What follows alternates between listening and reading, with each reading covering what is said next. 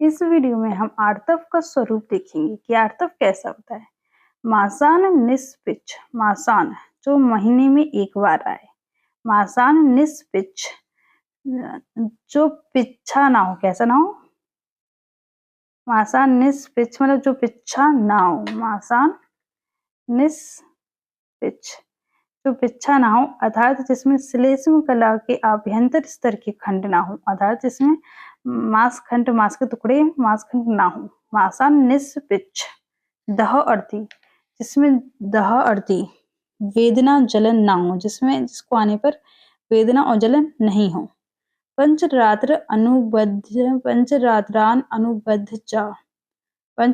अनुबद्ध चा मतलब 5 रात तक कंटिन्यू रहे। पंचरात्रान अनुबद्ध चा 5 रातों का तो कैसे लेगा। मासान महीने में एक बार। मासान निस्पिच्छी जिसमें पिच्छा ना हो।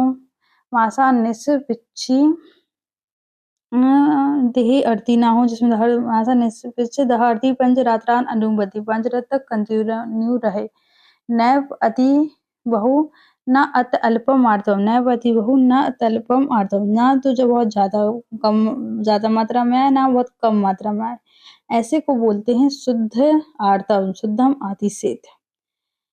कुंजा फल सवर्णम, कुंजा फल के वर्ण वाला होना चाहिए। कुंजा फल सवर्णम च पद्म आलक तक सन्निभम, या कमल के समान हो सकता है, आलक तक महावर के समान हो सकता है, मतलब कमल महावर के समान लाल हो सकता है।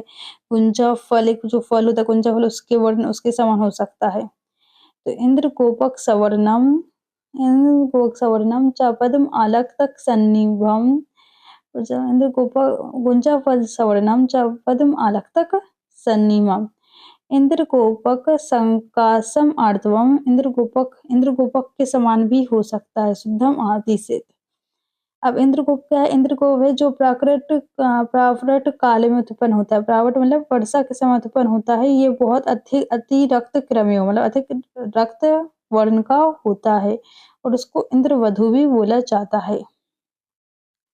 तो अगर आर्तव का स्वरूप लिखने आएगा तो उसमें सबसे पहला पॉइंट यही रहेगा कि ये महीने में एक बार होता है, इसमें पिच्छा नहीं होता है, और ये 5 रात तक कंटिन्यू रहता है। ये ना तो बहुत अधिक मात्रा में होता है, ना बहुत अल्प मात्रा में होता है।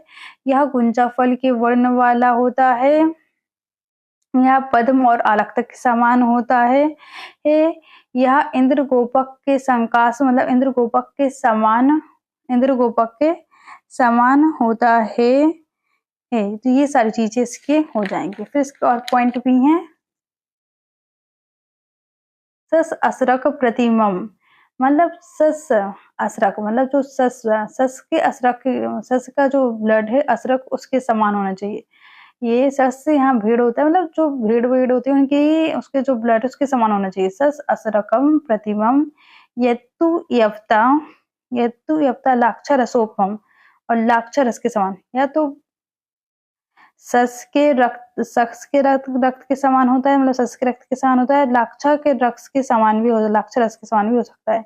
तो सस असरक प्रतिमम यत्तु यफ्ता लाक्षर रसोपमम तत् आर्तवम प्रशंसन्ति, ऐसे आर्तव प्रशंसनीय योग है। लेकिन उसमें आगे बोला है ये तो वासो न व्रजते, जिसके लगने से कपड़े पर दाग ना है, तो वासो न व्रजते, ये तो वासो न व्रजते। फिर वही यहाँ पर बोला आर्तवम पुनः, मतलब फिर से वही बोला गया आर्तवम पुनः सस रुधिर लाक्षा रसोपमम।